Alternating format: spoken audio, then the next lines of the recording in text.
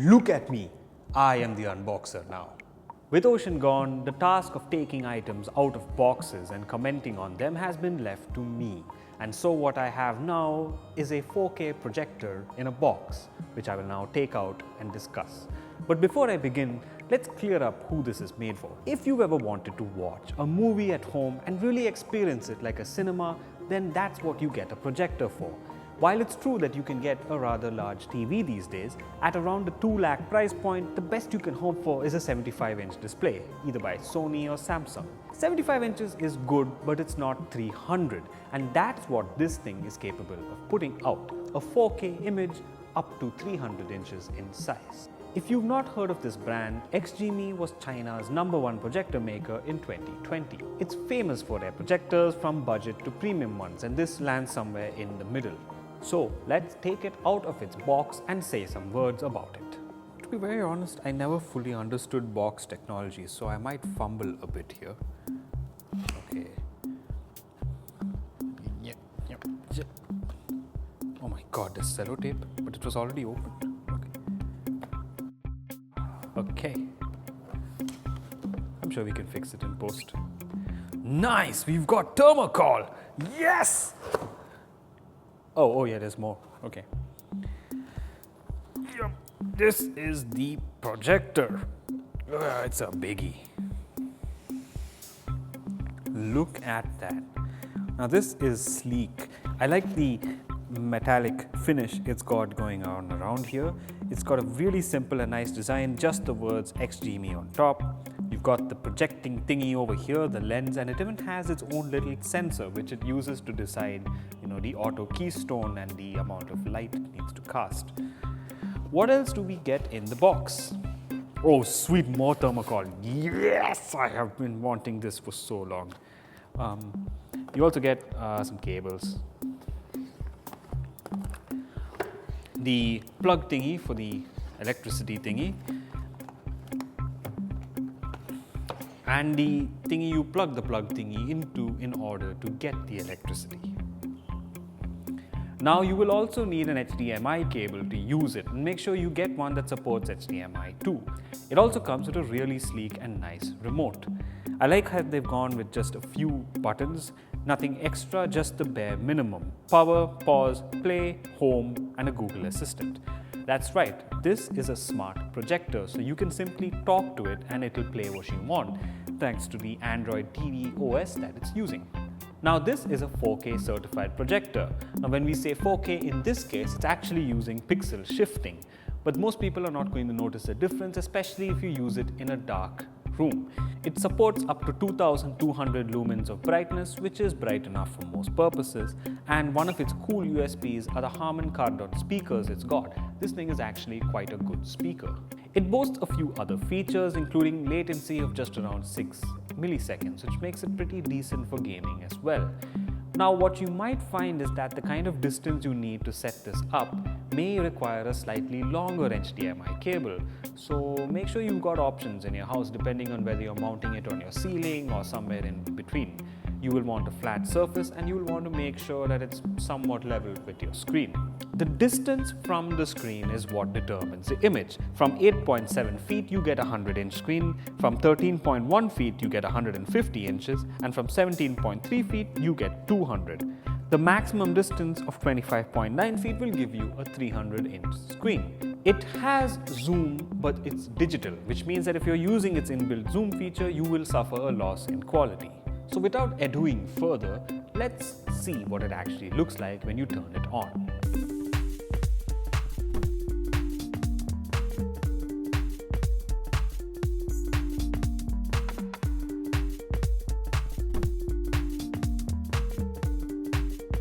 One of the cool features about this is its auto keystone technology. So basically it has a little camera and a sensor, and it tries to figure out the appropriate size to make the screen. It didn't work perfectly for us. You still need to do a little bit of manual correction, but I've seen a few YouTube videos where it seems to figure out your environment on the spot. So I think it really depends on your setup. Out of the box, one of the cool things about it is its smart functionality. Just connect it to Wi-Fi or plug it in with a LAN cable and you can search YouTube, browse Amazon Prime or Disney Plus Hotstar. You may notice something missing, and that's Netflix. Netflix is not yet supported, but XGIMI is reportedly working on that. The colors are bright and vibrant enough, especially in a dark room. But as we found, if you try to use this in any environment with even a little light, you'll find that darker areas tend to suffer.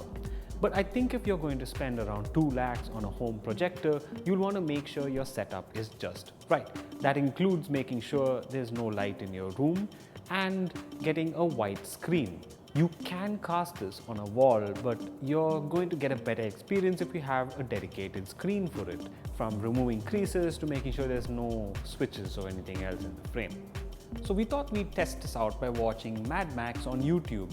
If there's one movie that really shows color grading and color quality, it's this. This projector is blessed by a rather good speaker, and you can really see that when you watch this clip.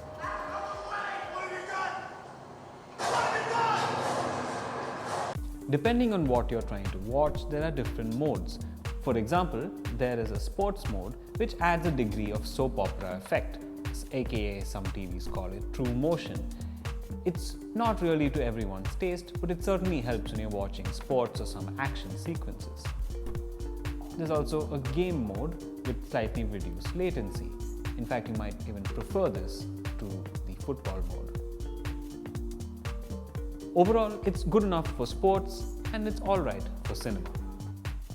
Once you're connected, it's the usual Android TV interface. You've got a file manager, Prime Video, the TED Talks app, Google Play Games, most importantly, YouTube. Now, with streaming, you have Hotstar and Amazon Prime Pro, but don't be deceived if you see Netflix here. What will happen if you click on it is you'll be able to log in, but once you hit play, it won't do anything. Netflix isn't yet supported. You do have a ton of other apps, and there are other ways to watch Netflix on this thing, just not officially. In setup, you do have some projector corrections. There's correcting the keystone, the focus. We never felt the need to correct the focus. Its autofocus was quite accurate. Keystone, in our case, needed quite a lot of correction. In brightness, there's an environmental adaptation mode which lets it detect the amount of background brightness and accordingly adjust the lumen rating. Let's turn this off and let's see how bright we can go. Oh yeah. There's even an eye protection mode, a performance mode, but I think standard really does the best. Personally, I think you can just leave environmental adaptation on. You might want to fiddle with your image modes to get the color you want. Movie, personally I felt was the best, but you can also set up a custom mode. I found this quite useful when we were trying to film this in the morning when there was a bit of daylight. Turning the color temperature to warm for some reason seemed to make Mad Max look closer to what it was on the MacBook. At night, switching between movie and custom, I think movie is a little less exaggerated with the colors, but in a movie like Mad Max, I think the warmer tones might help. So you may see yourself fiddling with these settings more than you think. There's also a 3D video setup mode, which lets you pick from various kinds of 3D images. Of course, you will need 3D glasses to actually watch this. Final thoughts on the XGIMI Horizon Pro. As someone who's had a lot of film screenings in college with projectors, I think there's a certain charm to watching something on a big screen. I've seen movies on projectors with far lower resolution than this, and I still really enjoyed it.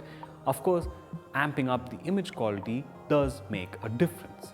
Now, while the resulting image may not be as color accurate as, say, something on a more expensive display, I think its sheer size is something to be beholden. It is a very cool experience, and I think this is something that would be very cool to have in a living room setup. The requirement is just that you make sure your setup is perfect. Try to get everything right, from the lighting, make a room that is pitch dark even in the afternoon, to the screen. Just spend around $1,000 on a good quality white screen. Try to get a good speaker setup. While the speakers in this are sublime and they are really quite good, I think if you're spending 2 lakhs, you might as well invest in something better, surround sound for example.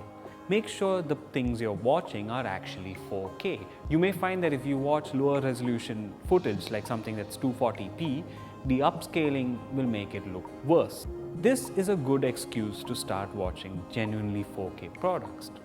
Blu-ray, for example. Even 4K on YouTube may not really match what you'd get in a disc. All in all, for the price, I think this is quite worth it. In Amazon, it's around 1,84,000. The MRP on the box is 2.25 lakhs. For that price, you're not going to get a TV this big. All in all, XGIMI has made quite a promising product and something a real cinemaphile should consider if you want to build the ultimate home movie setup. That concludes this unboxing video, and it's time to put it back in the box.